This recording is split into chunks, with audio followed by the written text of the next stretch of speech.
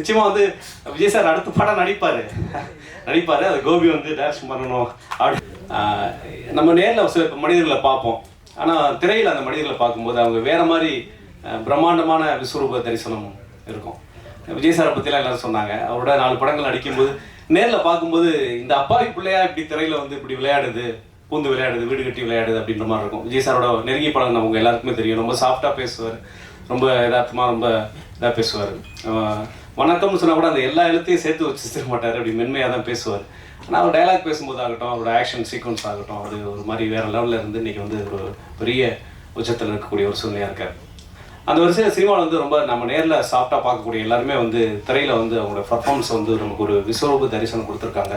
அந்த வரிசையில் தினேஷும் வந்து எங்கள் அம்மாவோ இல்லை மனைவியோ அப்பாவுக்காக இன்றைக்கி ஒரு நாள் சைவம் சாப்பிடுங்க அப்படின்னு அவங்க சொல்லும்போது மணி ஒரு 2:30-3 இருக்கும். சென்னையில் அது மாதிரி எங்கேயாவது சுற்றிட்டு இருந்தோம்னா உங்களுக்கே தெரியும், சத்தியமாக சைவ சாப்பாடு கிடைக்காது அந்த டயத்துக்கு. சைவம் வந்து இன்றைக்கி ரொம்ப ரேர் ஆகிடுச்சு, அசைவம் தான் வந்து ட்ரெண்ட் ஆகிடுச்சு. ஸோ அதனால் அந்த தினமலர் குடும்பத்திலேருந்து அசைவமாக ஒரு படம் கொடுப்போம், கமர்ஷியலாக ஒரு ஹிட்டு கொடுப்போம் அப்படின்ற மாதிரி ஒரு திட்டமிட்டு ஒரு படம் நடிச்சிருக்காரு தினேஷ் சார். இன்றைக்கி உள்ள சூழ்நிலைக்கு புத்திசாலி பிள்ளை எப்படி பொழைச்சிக்கணுமோ அந்த மாதிரி ஒரு படம் கொடுத்துருக்காரு. அதுக்கு வாழ்த்துக்கள் தினேஷ் சார். சோகமாக பார்க்குறது நான் சொன்னதில் சந்தோஷமாக இருக்குமான்னு தெரியல. நிச்சயமாக வந்து நிச்சயமாக அந்த படம் வெற்றி அடையும் போது நிச்சயமாக ஒரு உச்சக்கட்ட மகிழ்ச்சியை வந்து அனுபவிப்பார். ரொம்ப அப்பாவியாக பார்த்த ஒரு பிள்ளை இப்படி ஒரு டெரராக பண்ணியிருக்காரு அப்படிங்கும்போது எங்களுக்கே ரொம்ப ஆச்சரியமாக இருந்தது. அவர் அப்பப்போ அந்த விஷயங்கள்லாம் அனுப்பும்போது நான் பெருசாக ஒன்றும் கமெண்ட் சொல்ல மாட்டேன். நிச்சயமாக அந்த நிகழ்ச்சியில் பேசுவோம் அப்படின்றதுனால தான் நான் எதுவுமே சொல்லாமல் இருந்தேன். நம்ம நேரில் சில மனிதர்களை பார்ப்போம், ஆனால் திரையில் அந்த மனிதர்களை பார்க்கும்போது அவங்க வேறு மாதிரி பிரம்மாண்டமான விஸ்வரூப தரிசனம் இருக்கும். விஜய் சாரை பற்றிலாம் எல்லாரும் சொன்னாங்க. அவரோட 4 படங்கள் நடிக்கும்போது நேரில் பார்க்கும்போது இந்த அப்பாவி பிள்ளையா இப்படி திரையில் வந்து இப்படி விளையாடுது, பூந்து விளையாடுது, வீடு கட்டி விளையாடுது அப்படின்ற மாதிரி இருக்கும். விஜய் சாரோட நெருங்கிய படம் நமக்கு எல்லாருக்குமே தெரியும். ரொம்ப சாஃப்டாக பேசுவார், ரொம்ப யதார்த்தமாக ரொம்ப இதாக பேசுவார். வணக்கம்னு சொன்னால் கூட அந்த எல்லா எழுத்தையும் சேர்த்து வச்சு மாட்டார், அப்படி மென்மையாக தான் பேசுவார். ஆனால் அவர் டைலாக் பேசும்போது ஆகட்டும், அவரோட ஆக்ஷன் சீக்வன்ஸ் ஆகட்டும், அது ஒரு மாதிரி வேறு லெவலில் இருந்து இன்றைக்கி வந்து ஒரு பெரிய உச்சத்தில் இருக்கக்கூடிய ஒரு சூழ்நிலையாக இருக்கார்.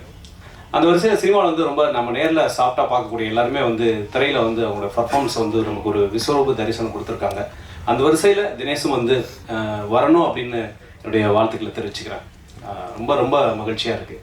ரொம்ப அவருடைய நட்புக்காக நிறைய பேர் இப்போ கூட பேரரசு சார் சொன்னாங்க, நான் எனக்கு வர முடியல, முக்கியமான வேலை இருந்தது. கணக்கு மாஸ்டர் கேட்டாங்க, அவங்கள்ட்ட கேட்டாங்க. கேட்கும்போது எப்படி வந்து வர்றீங்க அப்படி பக்கத்தில் கேட்டுட்டு இருக்கும்போது அவங்க சொன்னாங்க, பேரரசு சார் இல்லை தினமலர் அப்படின்னு சொல்லி சொன்னாங்க, அதனால் நான் வேலையெல்லாம் விட்டுட்டு நான் வந்துட்டேன் அப்படின்ற மாதிரி. அது மாதிரி வந்து முக்கியமாக வந்து நான் திரும்ப அவரையே பற்றி பேசுகிறேன் அப்படின்னு தப்பாக நினச்சிக்க வேண்டாம். ஏன்னா வந்து கோபியை பற்றி ரொம்ப முக்கியமாக பேசி ஆகணும், டேரக்டர் கோபியை பற்றி பேசி ஆகணும். அதுக்கு முன்னாடி இவரை பற்றி சொல்லணும்னா வந்து ரொம்ப இந்த படத்துக்காக ரொம்ப அவர் எல்லாத்தையும் ஃபோன் பண்ணி அதெல்லாம் அனுப்பிச்சு இதெல்லாம் வந்து நண்பர்கள் வந்து எல்லாத்தையும் சொல்லுங்கள், ஷேர் பண்ணுங்கள் அப்படின்ற மாதிரி விஷயம் இருந்தது. எனக்கு அப்படி சொல்லும்போது இதுக்கான தேவையே இல்லை, அவருக்கு செய்ய வேண்டிய கடமை எங்களுக்கு இருக்குது. ஒவ்வொரு நடிகனாகட்டும், ஒரு இயக்குனராகட்டும், ஒரு தொழில்நுட்ப கலைஞர்களாகட்டும், அந்த பத்திரிகையில் இன்னைக்கு எவ்வளவுதான் என்னமா வந்தாலுமே கூட அந்த பத்திரிகையில் ஒரு பேர் வர்றதன் மூலமாக ஒரு பெரிய டைரக்டருக்கு ஞாபகம் வருங்க. ஒரு படத்தில் நம்மளை நடிக்கிற கூப்பிட்டுருப்பாங்க, அந்த பத்திரிகையில் உங்களோட பேர் பார்த்தங்க, அது வேற ஒரு பெரிய படமாக இருக்கும், பெரிய செய்தியாக இருக்கும். அதில் வந்து அந்த நடிகர்கள் லிஸ்ட்டில் ஒரு சின்னதாக நம்மளுடைய பேர் வந்திருக்கும், இல்லை தொழில்நுட்ப கலைஞர்கள் லிஸ்ட்டில் நம்மளுடைய பேர் வந்திருக்கும் பாருங்க. அது பார்த்துட்டு ஒரு நிச்சயமாக வந்து ஒரு மணிரத்னத்துக்கோ சங்கருக்கோ கூட நினைவுக்கு வர அளவுக்கு பத்திரிகைகளுடைய ஆளுமை வந்து இருந்துச்சு. இன்றைக்குமே கூட இன்றைக்கி வந்து படப்பிடிப்புக்கெல்லாம் போகிறவங்களாம் அங்கெல்லாம் சவுத்துலாம் போனோம்னா எல்லாமே தினமலர் தான், சவுத்துலாம் முழுக்க ஆக்கிரமிப்பு தினமலர் தான் இருக்குது. எவ்வளவு டிஜிட்டல் மீடியா வந்தாலுமே கூட இன்றைக்கி பத்திரிகை இருந்துக்கிட்டு தான் இருக்குது, உயிரோடு இருந்துட்டு தான் இருக்குது. அது காரணங்கள் வேறு. கையில் வச்சுட்டு அப்படியே என்னதான் நம்ம ஸ்க்ரோல் பண்ணி பார்த்தாலுமே கூட அந்த கையில் வச்சுட்டு உயிரோட்டமாக அப்படி பார்க்கக்கூடியது பத்திரிகை வந்து இன்னமும் அது வந்து இவ்வளவு போட்டி உலகத்தில் கூட இருந்துக்கிட்டு தான் இருக்குது. அதனால வந்து நாங்கள் திரைப்படத்துறையில் இருக்கிற அத்தனை பேருடைய பெயர்களுமே வந்து தினமலர் பத்திரிகையிலையோ எல்லா பத்திரிகையிலும், தினமலர் மட்டும் இல்லை எல்லா பத்திரிகையிலும் வந்திருக்கு. நம்ம வந்து ஒரு ரிப்போர்ட்டர்ஸ் வந்திருக்காங்க, அங்கே உள்ள மற்ற ஆட்கள்லாம் வந்திருக்கிறாங்க, திரைப்படத்துறையிலேருந்து நிறைய பேர் வந்திருக்கிறாங்க, திரைப்பட நடிகராக வந்திருக்காங்க, மற்ற இயக்குனராக வந்திருக்கிறாங்க, நல்லா கோலோச்சி இருக்கிறாங்க, இயக்குனராக வந்து பத்திரிகை துறையிலிருந்து வந்து பெரிய வெற்றிலாம் இருந்திருக்காங்க. ஆனால் பத்திரிகை துறையிலிருந்து வந்து திரைப்படத்துக்கு வந்து கோலோச்சி இருக்கிறாங்க. அதே பத்திரிகை துறையில் அந்த குடும்பத்திலிருந்து ஒரு அதிபர் குடும்பமாக திரைப்பட அந்த பத்திரிகை அதிபர் குடும்பத்திலேருந்து ஒரு 4ஆம் தலைமுறை, தினமலர்ன்றது ஒரு பாரம்பரியமான பத்திரிகை, அதுலேருந்து ஒரு 4ஆம் தலைமுறையா அந்த பத்திரிகையிலேருந்து வந்து அந்த பத்திரிகையுடைய அந்த முதலாளிகள் குடும்பத்திலேருந்து வந்து இன்னைக்கு வந்து நேரடியாக சினிமாவுக்கு வந்தது வேற யாரும் இல்லை அப்படின்னு நான் நினைக்கிறேன். அந்த வகையில் தினேஷ் சார் வந்து அவர் வந்து நிச்சயமா வந்து பல பேருடைய வளர்ச்சிக்கு, பல பேருடைய வாழ்க்கைக்கு, பல பேருடைய உயரத்துக்கு, பல பேர் வந்து ஒரு வாழ்வாதாரத்துக்கு அது வந்து அந்த பத்திரிகைலாம் ஒரு காரணமா இருந்திருக்கு. அதனால அந்த பத்திரிகை குடும்பத்திலேயே வந்த அந்த தினேஷ் அவர்கள் நிச்சயமா இந்த படத்தின் மூலமா திரைப்படத்துறையில கால் ஊன்றணும், பெரிய வெற்றி அடையணும் அப்படின்னு நான் வாழ்த்துக்கிறேன். அப்புறம் கோபி வந்து நிச்சயமா வந்து விஜய் சார் அடுத்த படம் நடிப்பாரு. அது கோபி வந்து டைரக்ஷன் பண்ணணும் அப்படின்னு நான் சொல்றேன். ஓகேவா? ஏன்னா அந்த அளவுக்கு இது வந்து ஒரு சின்ன பட்ஜெட்ல எடுக்கப்பட்டது அப்படின்றது நிறைய பேருக்கு தெரியாது. ஆனாலுமே அவர் நண்பரோட சேர்ந்து இந்த ப்ரொடக்ஷன் அவர் பண்ணியிருக்கிறாரு. ஆனா அது எதுவுமே தெரியாத அளவுக்கு அவருடைய அந்த மேக்கிங் இருக்கு பாருங்க, அந்த அந்த அந்த அந்த தந்திரம் இருக்கு பாருங்க. அந்த பெரியசா செலவு பண்ணலன்னா கூட அந்த செலவு பண்ண மாதிரி காட்டக்கூடிய அந்த வித்தை இருக்குல்ல, அந்த வித்தை வந்து கோபிக்கு தெரிஞ்சிருக்கு. இந்த படத்துல வந்து எங்கேயுமே வந்து சோட போகல, அந்த மாதிரி பரபரப்பா அந்த விஷயத்தை காட்டியிருக்கிறாரு.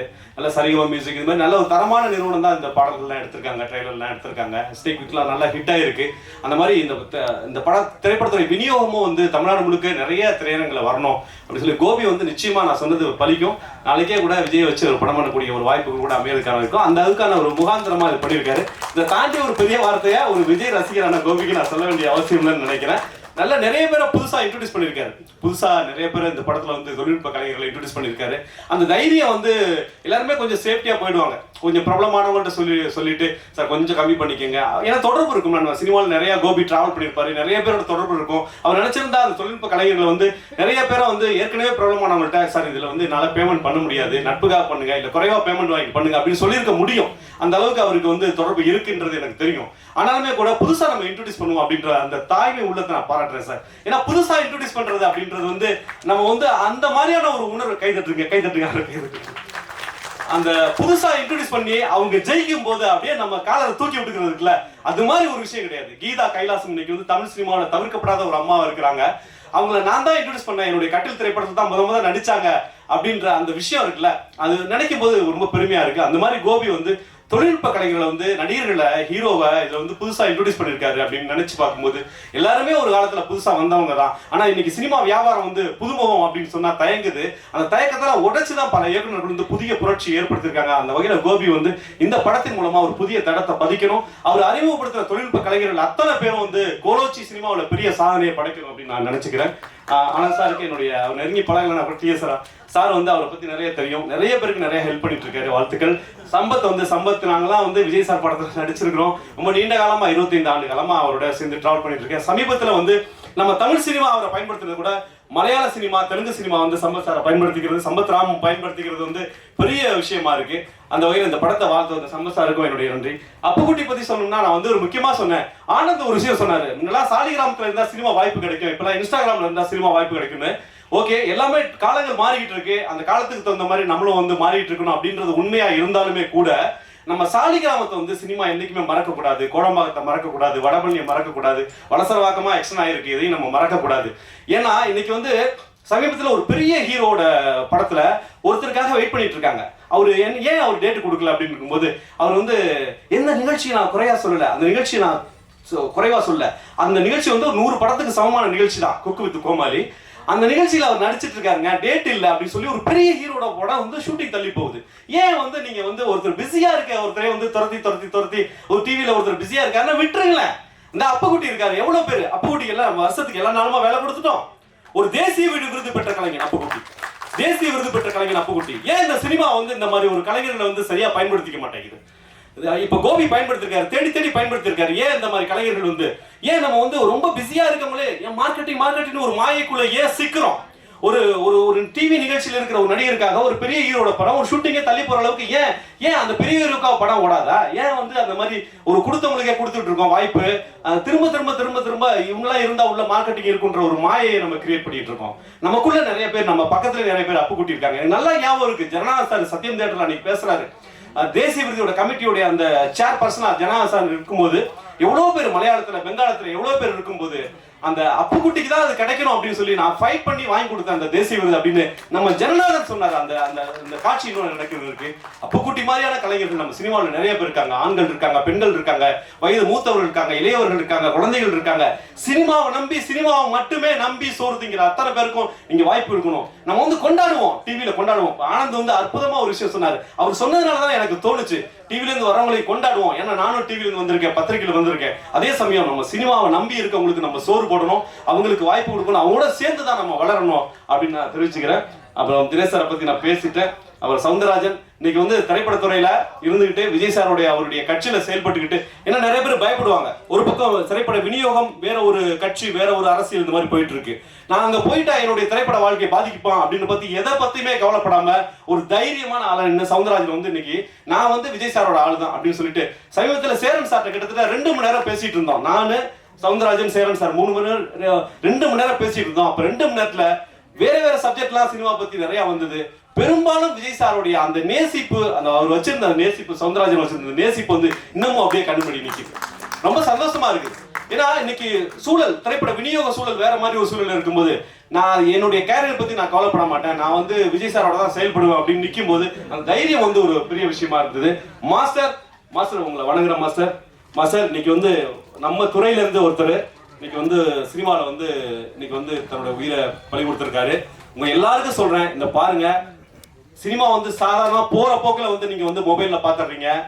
சினிமாவில் மொபைல்ல பாருங்க, 2ஆவது தடவை பாருங்க, முதல் தடவை தியேட்டர்ல பாருங்க. இந்த படம் தியேட்டருக்கான படம் தான். இந்த படம் வந்து ஓடிடில வரும், அதுக்கு முன்னாடி தியேட்டர்ல வரும்போது பாருங்க. சில படங்கள் ஓடிடில மட்டும் பார்த்தா போதும் அப்படின்னு பாருங்க. இந்த மாதிரியான படங்கள் தியேட்டருக்கான படம் தான். இவ்வளவு உயிரை கொடுத்து மாஸ்டர் வந்து இன்னைக்கு அவங்கள்ட்ட இருந்து வந்தவங்க எத்தனையோ பேர் இருக்காங்க. மாஸ்டர் வந்து எத்தனையோ தடவை மரணத்தை இன்னைக்கு வந்து ஒரு உயிரை பலி கொடுத்துருக்கோம். இன்னைக்கு வந்து பலி கொடுத்துருக்கோம், நம்ம பலி கொடுத்துட்டு இங்க நின்றுட்டு இருக்கோம் சினிமாவில். மாஸ்டர் வந்து எத்தனையோ தடவை அது மாதிரி ரிஸ்க் எடுத்திருப்பாரு. மாஸ்டர் ரிஸ்க் எடுத்ததுனால, நம்ம கடல் கண்ட மாஸ்டர் ரிஸ்க் எடுத்ததுனால எத்தனையோ ஹீரோஸ் வந்து இன்னைக்கு பேசப்பட்டிருப்பாங்க. எத்தனையோ ஹீரோஸுக்காக அவர் வந்து உயிரை பணையம் கொடுத்து அவர் வந்து ஸ்பாட்ல நின்று இருப்பாரு. அவங்களுக்காக பல விஷயங்களை பண்ணியிருப்பாரு.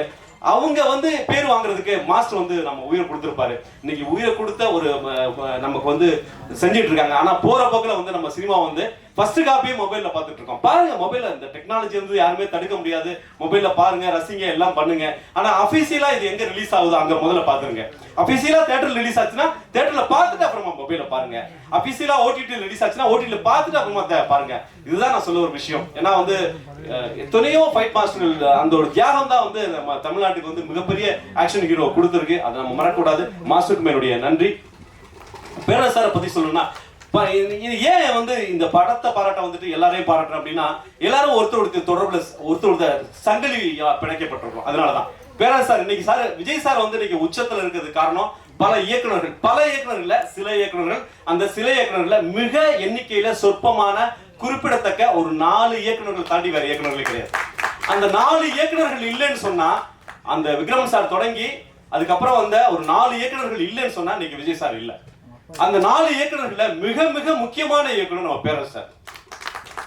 அவர் விஜய் சார் சமீபத்துல கடைசியா அதிரி புதிரியா உண்மையான மக்களுக்கு பிடிச்ச ஹிட் கொடுத்த படம் கொடுத்ததுன்னு சொன்னா சத்தியமா சொல்லுங்க, பேரரசர் படத்தை தாண்டி அதுக்கப்புறம் ஒரு படம் கொடுத்தாருன்னு சொன்னா இல்ல.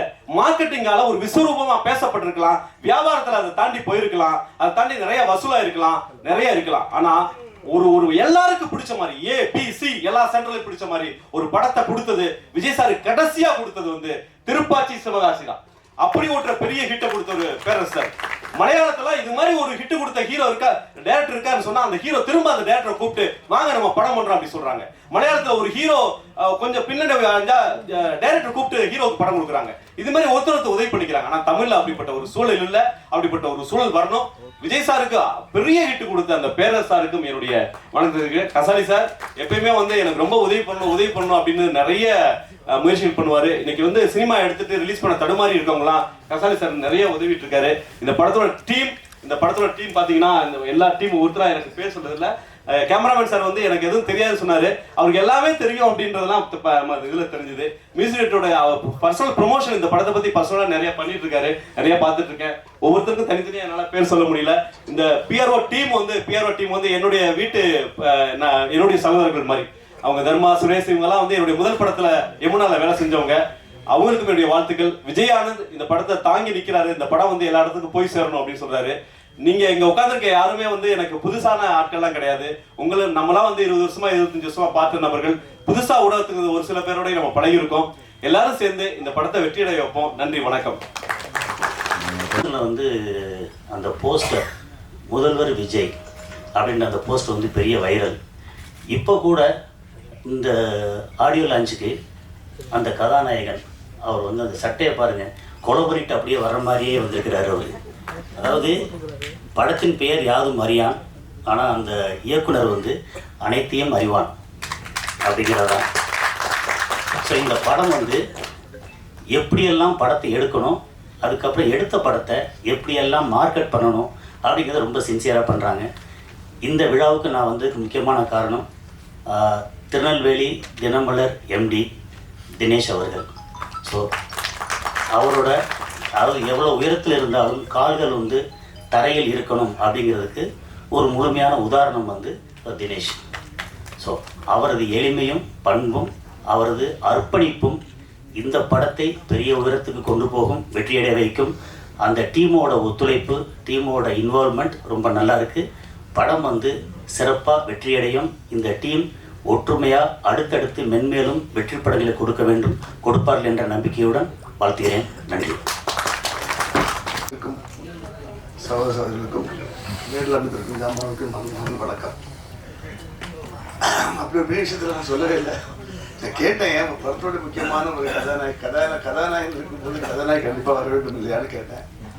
அவங்க ரொம்ப நிறைய படங்கள் பண்ணி பிஸியாக இருக்காங்க, தெரியாது பேர் தெரியல, அதனால தான் கேட்டேன். தப்பா தெரியும், பேர் தெரியாமல் ஆடியோ பற்றி இருக்காரு. இல்லை கதாநாயகி சொன்னார், இல்லை இல்லை அவங்க எதுவும் பிஸியாக இருக்காங்க. சரி, பிஸியாக இருக்க நல்ல விஷயம்தான். சரி, இருந்தாலும் ஒரு படத்தை மதிக்க வேண்டும். அது யாராக இருந்தாலும், நாங்கள் இந்த படத்தில் பணிபுரியவில்லை என்றாலும் இந்த திரைப்பட ட்ரெய்லரை நான் ஒரு 2 days முன்னாடி பார்த்து இது ஒரு அருமையான ஒரு, அதாவது நான் ஏன் சொல்ல வேண்டும் என்றால் நாங்களே சொல்ல வேண்டும் என்றால் ஒரு ஒரு படத்தின் முன்னோட்டம் தான் அந்த படத்துடைய கதையை நிர்ணயிக்கும், அந்த படத்துடைய குவாலிட்டியை சொல்லும். அந்த விஷயத்தில் இது முதல் குவாலிட்டியில் இருப்பதை பற்றி பெருமை அடைகிறேன். ஏன்னா நாங்களும் எத்தனையோ படங்கள் எத்தனையோ ட்ரெய்லர்ஸ் நாங்களும் கட் பண்ணுறோம், எத்தனையோ வெளியே வர்றோம். இருந்தாலும் அந்த படத்தில் ஒரு அருமையான ஒரு முன்னோட்டம், அதுவும் அந்த எழுத்து மேற்கும் கோபி அவருடைய முயற்சி மிகப்பெரிய வெற்றி அடையும் கண்டிப்பாக. ஏன்னா அந்த படத்தில் ஒரு கான்செப்டாகவே நல்லா இருக்கும். 26 ஒரு விஷயம் சொல்லியிருந்தாரு, அது ஒரு நம்பிக்கை, அது நல்ல விஷயம்தான். ஒவ்வொருத்தருக்கும் ஒரு நம்பிக்கை இருக்கும்ல, நம்ம இளவரசருக்கு ஒரு நம்பிக்கை இருக்கும். என்ன சார் பேரு சார் நம்பிக்கை இருக்கு. ஒவ்வொருத்தரும் ஒரு நம்பிக்கை இல்லை.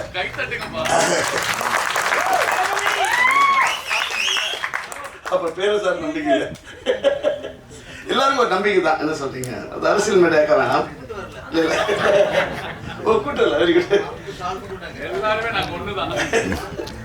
அரசியல் மேலே இருக்க வேண்டாம். இது அவர் நான் ட்ரெய்லர் பார்த்தோன்னே எனக்கு முதல்ல அந்த டக்குனு போகும்போது தெரியல. அதுக்கப்புறம் நான் மொபைலில் தான் பார்த்தேன் 3 days முன்னாடி.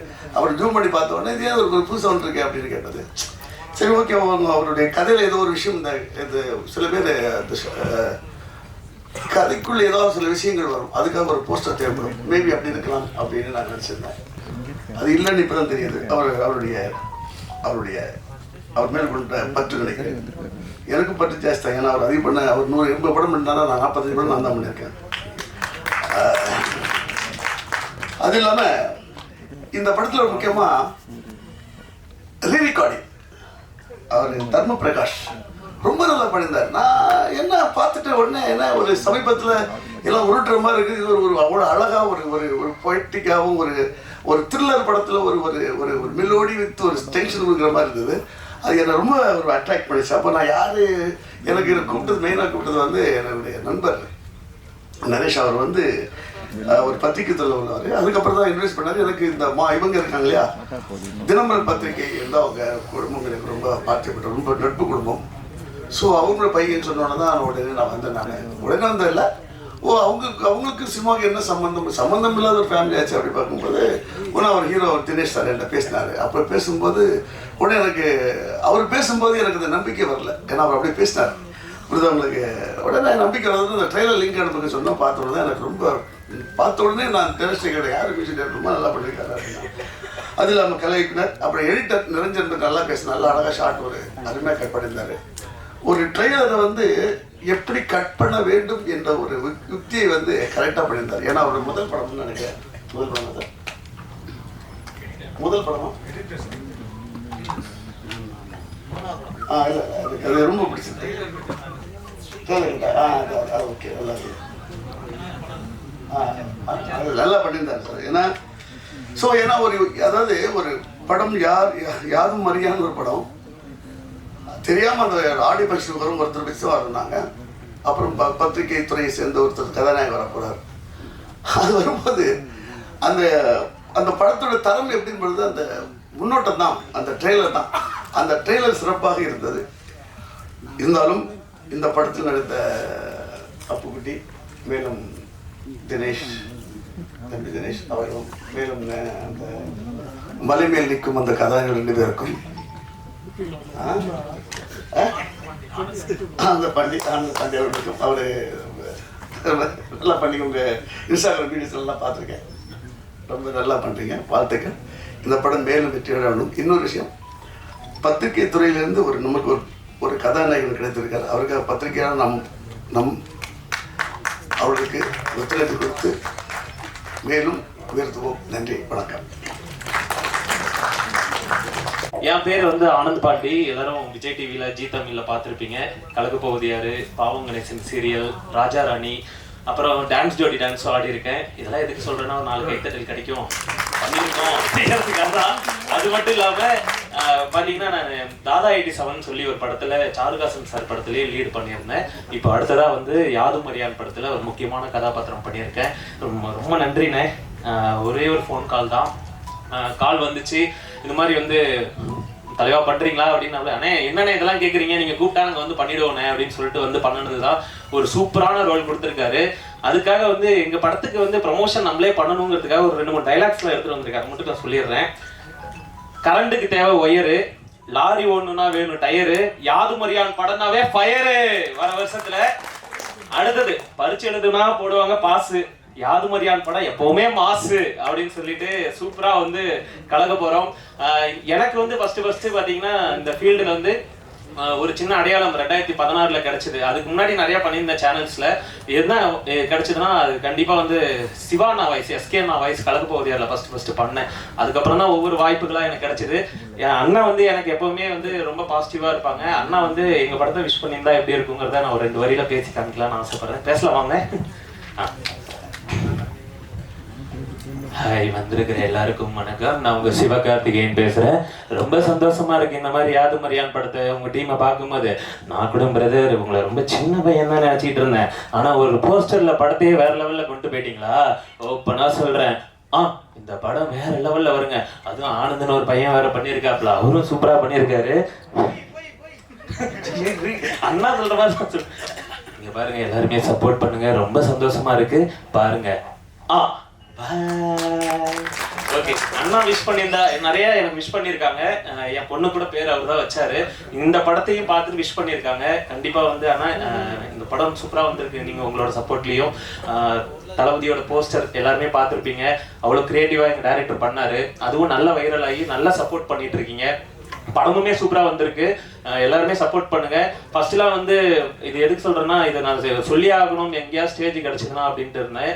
ஃபர்ஸ்ட்லாம் வந்து நான் ஒரு கொஞ்சம் வருஷத்துக்கு முன்னாடி வந்து நாங்கள் பூந்தமல்லியில இருந்து சினிமா வாய்ப்பு தேடுறதுக்காக சாலிகிராமம் வரணும். அப்போ என் ஃப்ரெண்டு சொல்லுவான், மச்சான் நம்ம சாலிகிராமத்துல ரூம் எடுத்துடலாம், அப்பதான் ஆடிஷன் சீக்கிரமா வரும், ஏதாவது கூப்பிட்டாங்கன்னா டக்குன்னு போயிட்டு அட்டன் பண்ண முடியும் அப்படிம்பாங்க. இன்னைக்கெல்லாம் வந்து அது கிடையாது. இன்ஸ்டாகிராம்ல இருக்கியா அப்படின்னு தான் பாக்குறாங்க. கண்டிப்பா சாலிகிராமலையுமே நிறைய பேர் இருக்காங்க, கூப்பிட்டு வாய்ப்பு கொடுங்க. இது வந்து ஒரு ரெக்வெஸ்டா கேட்கறேன். இன்னைக்குமே ரொம்ப கஷ்டப்பட்டுட்டு என் கண்ணு முன்னாடி பார்த்துக்கிட்டே இருக்கோம். நாங்க ஒவ்வொரு நாளும் பார்த்துக்கிட்டே இருக்கோம். கண்டிப்பா அவங்களுக்கும் கொடுங்க, இவங்களுக்கும் கொடுங்க, கஷ்டப்படுறவங்களுக்கும் வாய்ப்பு கொடுங்க. அந்த ஒரு விதத்துல எனக்கு கொடுத்துருக்காரு ஒரு வாய்ப்பு. கண்டிப்பா நல்லா யூஸ் பண்ணியிருக்கோம். எங்க டீம் எல்லாருமே யூஸ் பண்ணியிருக்காங்க. வாய்ப்பு கொடுத்த ப்ரொடியூசர், டைரக்டர் சார், அப்புறம் கூட எல்லாரும் பிரிச்சு பார்க்க முடியல. ரொம்ப thank you so much. Please support பண்ணுங்க. பத்திரிகையாளர்கள், ஊடக சங்கங்கள் எல்லாருமே சேர்ந்து சப்போர்ட் பண்ணுங்க. மக்கள் நீங்களும் வந்து தயவு செஞ்சு தியேட்டர்ல பார்த்து சப்போர்ட் பண்ணுங்க. Thank you so much. தேங்க்யூ. என்னடா இப்படி வந்திருக்கானே நீங்களாம் நினைக்கிறீங்க. டைரக்டர் வந்து என்ன வந்து படம் ரிலீஸ் ஆகிற வரை இப்படி தான் இருக்கணும் நீங்கள் சொல்லியிருக்காரு.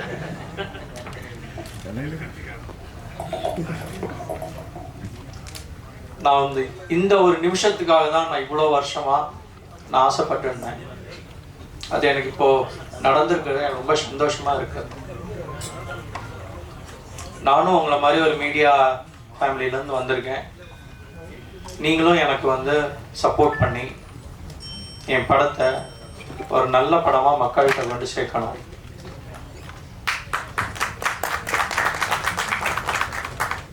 இந்த கதையை நான் கேட்கும்போது டைரக்டர் வந்து என்கிட்ட வந்து நல்ல ஒரு அதை ஃபீல் பண்ணி சொன்னார். ஸோ அதுலேயே நான் வந்து இந்த படத்தை பண்ணுறேன் சொல்லி நான் ஒத்துக்கிட்டேன். அப்புறம் அந்த நடுவில் இந்த விஜய் மாற்றியும் சொன்னார், அது வேணுமா அப்படின்னு கேட்டேன்.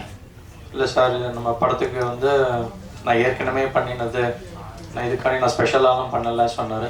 சரி ஓகே இருக்கட்டும் அப்படி சொல்லி நாங்களும் தைரியமாக பண்ணி முடிச்சிட்டோம்.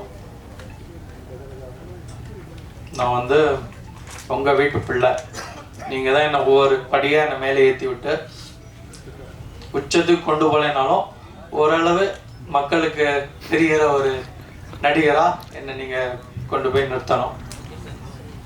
நாங்கள் எல்லாரும் ஒரு சின்ன ஒரு பட்டிங் டீம் தான். எங்கள் கூட ஒர்க் பண்ண எல்லாருமே வந்து ஒரு 2 படம் 3 படம் பண்ணவங்க தான். யாருமே 10 படம் 50 படம் பண்ணவங்க கிடையாது. ஸோ இதில் எல்லாருமே இரவு பகல் பார்க்காம எங்கள் கூட நல்லபடியாக உழைச்சி கொடுத்துருக்காங்க. எல்லாருக்கும் யாதும் மரியான் சார்பாக எங்களோட நன்றிகள். பத்திரிகையாளருக்கும் நீங்களும் மக்கள்கிட்ட நல்லபடியாக கொண்டு போய் சேர்ப்பீங்க. தேங்க்யூ.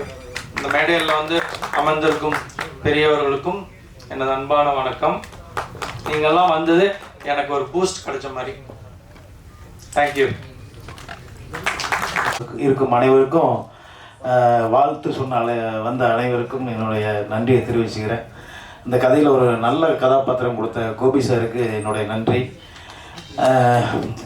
சொன்ன மாதிரி இந்த கதை எப்படின்னு சொல்லும்போதே என்ன சொல்லும்போதே இல்லை சார் ஒரு த்ரில்லர் படம் அவ்வளோதான் சொன்னார். அப்புறம் ஸ்பாட்டுக்கு போனால் ஒவ்வொரு சீனாக கேட்குறேன், சீனை ஃபுல்லாக சொல்லவே மாட்டேங்கிறேன். சார் சீனை சொல்லிட்டு படம் எடுங்கன்னா என்ன சார் சீனை சொல்லவே மாட்டேங்கிறீங்க? இல்லை சார் சொன்னால் சஸ்பென்ஸ் போயிடும் அப்படிங்கிறார்.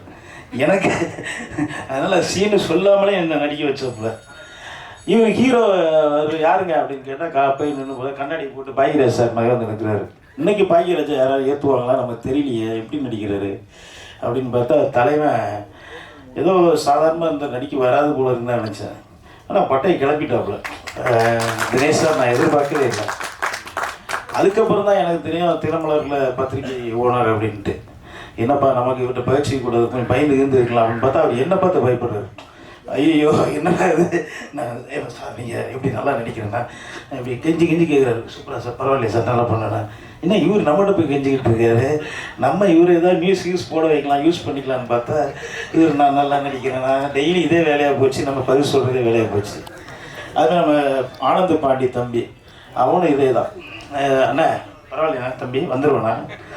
ஏய் வந்துடுவேடா, எங்கடா இது சினிமாக்குள்ளே தானே இருக்குது, வேற எங்கேயா போயிருக்கேன். நான் சாலிகிராமத்தில் சுற்றும் போது கண்டிப்பாக வந்து தான் வேறு வழியே கிடையாது, வந்துடுவேடா அப்படின்னேன். அதுமாதிரி அந்த பொண்ணுங்க அவங்க ட்ரெஸ்ஸை பார்க்குறதே வேலை, இவங்க அங்கேயே பார்த்துட்டு இருக்காங்க மைக்கை வச்சுட்டு. இல்லை நம்ம எல்லாருமே தான் அப்படி ஏன்னா என்ன சொல்லலாம் தப்பான பாருங்க. இந்த பிள்ளைங்க ட்ரெஸ்ஸு கவர்ச்சியாக கொஞ்சம் பண்ணிட்டு வருமா, சரி நம்ம கண்ணு அந்த பக்கம் அப்படி திருப்பிக்கிட்டு அப்படி வயசுக்கு மரியாதை கொஞ்சம் திருப்பிக்குவோம் அப்படின்னு பார்த்தா டக்குனு அண்ணன் அப்படி அண்ணனி வர சொல்லிட்டு இருந்த பாப்பா இப்படி. ஆனால் எல்லாருமே ஒரு நட்பாக ஜாலியாக சந்தோஷமாக ஒர்க் பண்ணோம். அதுமாதிரி இணை தயாரிப்பாளர் தம்பி பேர் என்ன சித்திக்கு சொல்லாமல் விட்டோன்னா அவ்வளோதான், அடுத்த படத்தில் என்ன வச்சு செஞ்சிருவான். அந்தளவுக்கு ஒரு கவனிப்பு. இது வந்து ட்ரிப்பு போன மாதிரி தான் இருந்தது. அந்த காட்டேஜெலாம் நாங்கள் ட்ரிப்புக்கு தங்கியிருந்த மாதிரி இருந்தது. நான் நிறையா பேசலான்னு பார்த்தேன், டைம் இல்லாமல் போச்சு, என்ன பண்ணுறதுன்னு தெரியல. சார் மன்னிச்சிங்க, படம் ரொம்ப நல்லா வந்திருக்கு, சந்தோஷம். நானும் இந்த படத்தில் ட்ரெய்லர் இதெல்லாம் பார்த்துட்டு என்னடா விஜயா புகழ்ந்துட்டு இருக்காங்க, நம்மளும் எதுவும் சொல்லாமல் இருக்காங்களே, படத்தில் நம்ம நடிச்சிருக்கோம், விஜய் சார் இதான் வந்து நான் பின்ன லாஸ்ட்டில் உள்ள பார்க்கவே இல்லை. லாஸ்ட்டில் இந்த இது வரும்னு தெரியாது. அதுக்கப்புறம் தான் நியூஸாக வருது நாளைய முதல்வர் அப்படின்ட்டு. எனக்கும் கொஞ்சம் ஷாக்காக தான் இருந்தது. எப்படின்னு தெரில, பார்ப்போம். தெரில, அது நமக்கு இல்லை. மக்கள் கையில் இருக்குது. அது அவங்கவுங்க நேரத்தை பொறுத்து இருக்குது. சந்தோஷம். இந்த படத்தில் நான் ஒரு முக்கியமான நல்ல கதாபாத்திரம் பண்ணியிருக்கேன். கண்டிப்பாக உங்கள் எல்லாத்தையும் கொஞ்சம் லைட்டாக பயமுத்துற கேரக்டர் தான். நீங்கள் பார்த்துட்டு சொல்லுங்கள். பத்திரிகை நண்பர்கள் எல்லாரும் சப்போர்ட் பண்ணுங்கள். நன்றி. தேங்க்யூ. டைம் இல்லாத காலத்தில் சீக்கிரம் முடிச்சிட்டேன். இங்கே வந்திருக்கிற பத்திரிகை ஊடகம் மற்றும் யூடியூப் பத்திரிகையாளர்கள் அனைவருக்குமே என்னுடைய மனமார்ந்த மாலை வணக்கத்தை தெரிவிச்சுக்கிறேன். நான் நடிக்காத ஒரு படத்துக்கு வந்து பேசுகிறேன்னா இது 2வது தடவையோ 3வது தடவையோ நினைக்கிறேன். இப்போ தான் இயக்குனர் பேரரசு சாருடைய கஷ்டம் எவ்வளோ இருக்கும்னு என்னால் புரிஞ்சிக்க முடியுது. தினமும் அவர் வந்து யார் பழகினவங்க பழகாதவங்க யார் கூப்பிட்டாலும் அந்த படத்துக்கு ஆடியோ லான்ச்சுக்கு வந்து அதை என்கரேஜ் பண்ணுற ஒரு நல்ல ஒரு இதயம் அவர். உண்மையிலேயே அவரை பாராட்டியே தீரணும்.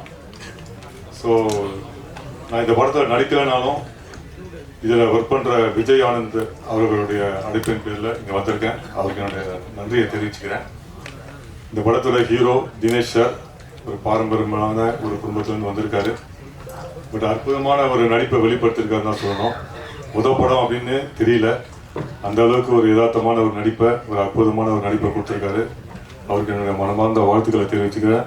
தமிழ் சினிமாவில் ஹீரோக்கள் பஞ்சம் அதிகமாகிட்டே இருக்குது சார். நிச்சயமாக நீங்களும் ஒரு நிலையான ஒரு நல்ல ஒரு ஹீரோவாக வரணும்னு நான் பிரார்த்திக்கிறேன்.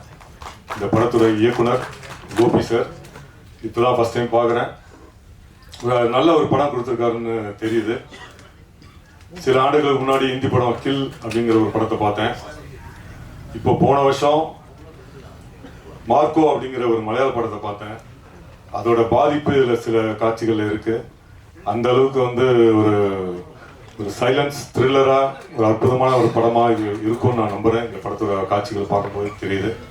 இந்த படத்தோட பாடல் ஒரே ஒரு பாட்டு இப்போ கேட்டோம், ரொம்ப அற்புதமாக இருந்தது சார். மியூசிக் டைரக்டர் சார், நீங்கள் ஒரு பெரிய ஒரு மியூசிக் டைரக்டர் வரணும்னு நான் ஆண்டவரை பார்த்துக்கிறேன். ரொம்ப அற்புதமாக இருந்தது. பாடல் வரிகளும் ரொம்ப நல்லா இருந்தது. என்னுடைய ரொம்ப நாளாக நான் வந்து மாஸ்டர் கிட்ட நான் ஒர்க் பண்ணியிருக்கேன். நிறைய படங்களில் ஃபைட்டர் இல்லை, நான் நிறைய பேர் என்னை ஃபைட்டர் தான் சொல்லுவாங்க.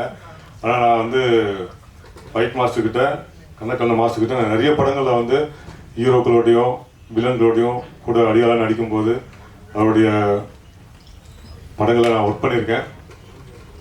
கடைசியாக வந்து ஒரு படம் மாயி படத்தோட இயக்குனர் சூரியபிரகாஷ் சாருடைய படத்தில் நான் மெயின் வில்லனாக பண்ணேன். முதல் முறையாக தமிழில் மெயின் வில்லனாக பண்ணது அந்த படம் தான், வருஷ நாடு. அந்த படத்துடைய ஃபைட் மாஸ்டர் அவர் தான். எனக்கு அவ்வளோ அற்புதமாக கிளைமேக்ஸ் காட்சிகளில் ஃபைட் வந்து கம்போஸ் பண்ணியிருந்தாங்க. ஃபைட்டு முடிச்சு லாஸ்ட் நாள் போகும்போது, நீ பெரிய நடிகன் அவரோட இத்தனை நாளாக நீ வந்து மிஸ் பண்ணிட்டாங்க உன்னை, நீ பெரிய நடிகனாக வருவ, பெரிய வில்லனாக வருவேன்னு சொல்லிட்டு வாழ்த்து அமைச்சார். நன்றி மாஸ்டர். உங்களுக்கு ஞாபகம் இருக்கணும் ராமேஸ்வரத்தில். அதே மாதிரி என்னோட நண்பர் அப்புக்குட்டி, நானும் அவரும் மெட்ராஸ் பட்டினம் படத்தில் நடித்தோம். படம் ஃபுல்லாக அவர் தூங்கிட்டே இருக்கிறது தான் வேலை. நான் அதில் ஒரு போலீஸ் ஆஃபீஸராக பண்ணியிருந்தேன். ஒரு பீரியட் ஃபிலிம் அது. அதுக்கப்புறம் அவர் வந்து நேஷனல் அவார்டு வாங்கி மிகப்பெரிய ஒரு உயரத்தை தொட்டு இன்றைக்கி சமீபத்தில் கூட ஒரு படத்தில் நானும் அவரும் இணைந்து நடிச்சிருந்தோம். இந்த படத்தில் ரொம்ப அழுத்தமான ஒரு கேரக்டரில் ரொம்ப நல்லா பண்ணியிருக்காரு. ட்ரெய்லர் பார்க்கும்போது ரொம்ப சந்தோஷமாக இருந்தது. ரொம்ப அற்புதமான ஒரு நடிகர், நல்ல நண்பர். மீண்டும் உங்களுக்கு வாழ்த்துக்களை தெரிவிச்சு நப்புக்குட்டி. அப்புறம் என்னோட நண்பர் சௌந்தரராஜன் சார், செடிகளை வளர்க்கணும்னு ரொம்ப பாடுபட்டு இருக்காருன்னு தான் சொல்லணும். இப்போ அரசியலில் குதிச்சிருக்காரு. ஆனால் பல வருடங்களாக பல பேருக்கு செடிகளை தானமாக கொடுத்துருக்காரு. நிறைய இடத்துல செடியை வளர்த்துருக்காரு. அந்த வகையில் நான் எங்கள் ஊரில் மாநல்லூர் அப்படிங்கிற ஒரு கிராமம் திருவள்ளூர் மாவட்டத்தில் இருக்கு. நான் கேட்ட உடனே ஓகே சொல்லி கிட்டத்தட்ட 50-60 நினைக்கிறேன் 60 செடிகளில் அவரே அவரோட டீமோடு வந்து எங்கள் கோயில் வளாகத்தில் நட்டுட்டு போனார். நன்றி சார். இன்னைக்கு கிட்டத்தட்ட 60-70% வந்து மரமாக இருக்குது சார். மீண்டும் உங்களை அழைப்போம், வந்து நீங்கள் அதை பார்க்கணும் அதை. ஸோ இந்த படத்தில் ஒர்க் பண்ண எல்லாருக்குமே என்னோட மனமார்ந்த வாழ்த்துக்களை தெரிவிச்சுக்கிறேன். இந்த படம் மிகப்பெரிய ஒரு வெற்றி அடையணும். வாழ்த்துக்கள்.